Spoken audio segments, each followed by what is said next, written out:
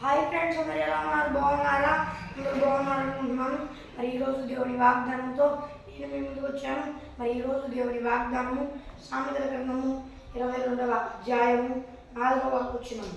యెహోవా యందు భయభక్తులు కలిగి ఉండుట నిర్ణయమునకు ప్రతిఫలము, ఐశ్వర్యమును ఘనతయు జీవమును దాని వలన కలుగును.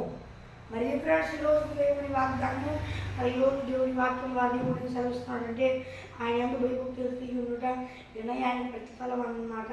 అలాగే ఐశ్వర్యం ఘనత జీవం దాని వలన కలిగింది అన్నమాట. అంటే ఆయన యందు భయభక్తులు కలిగి ఉండటం వలన ఐశ్వర్యం అంటే ధనం, అలాగే ఘనత అంటే మంచి పేరు, అలాగే జీవం అంటే క్షేమంగా కాచి కాపుదల ఉంటుంది, అనగా ప్రాణాలు క్షేమంగా ఉంటుంది, కాచి కాపుదలగా ఉంటుంది. అది ఆయన ఎందుకు భయభక్తులు కలిగి లేరనుకోండి, అప్పుడు సాతాను అటాక్ చేస్తూ ఉంటాడు అన్నమాట. అందువలన కొన్నిసార్లు దేవుడి కాపుదల లేకపోయి ఉంటే సాతాను ఏమంటాడు, నేను చేస్తాను అది చేస్తానని చెప్పి మిమ్మల్ని ఇబ్బంది పెట్టి కొన్నిసార్లు సాతాను చేయాలి వేరే విధంగా ఏమంటున్నాను మీకు తెలుసు, అలా చేయాలి అని అనుకుంటాడు. అలా అనుకుంటాడు కాబట్టి మనం ఏం చేయాలి? దేవుని యందు భయభక్తులు కలిగి ఉంటే అలాంటి ఇబ్బందులు ఏముండడం వల్ల ఐశ్వర్యము ఘనత జీవము వచ్చి చక్కగా జీవిస్తామన్నమాట నూరేళ్ళు. అదే లేదనుకోండి, ఇబ్బందులు పడతా ఎంతో కాలం మనం ఎంతో కాలం జీవించమన్నమాట. మనం చాలా కాలం జీవించాలి అంటే దేవునికి ఇష్టానుసారమాట. అప్పుడు దేవుడు చాలా కాలం జీవించేటట్లు కృప చూపించి సహాయం చేస్తాడనమాట. మరి ఫ్రెండ్స్, ఈరోజు దేవుని వాగ్దానం మరి చిన్న ప్రార్థన చేసుకున్నాం. పరలోకమందున్న యేసయ్య, నాయన ఈరోజు దేవుని వాగ్దానం ద్వారా మాట్లాడాము, స్తోత్రం దేవా. నాయన నిన్న దేవా శుభ శుక్రవారం ప్రభువా, నాయన నిన్న మెసేజ్ దేవా వర్తమానాన్ని వీడియో తీయడం జరిగింది. ఎడిటింగ్ చేయలేకపోవడం వల్ల పెట్టలేకపోవడం జరిగిందన్న.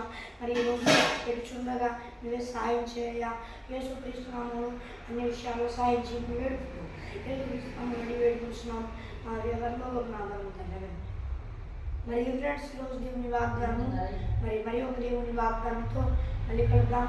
అంతవరకు దేవుని కృప అందరికీ తోడైన నడిపించుకున్నాక దేవుని కృపాశిస్సులు అందరికీ తోడై ఉండాలి.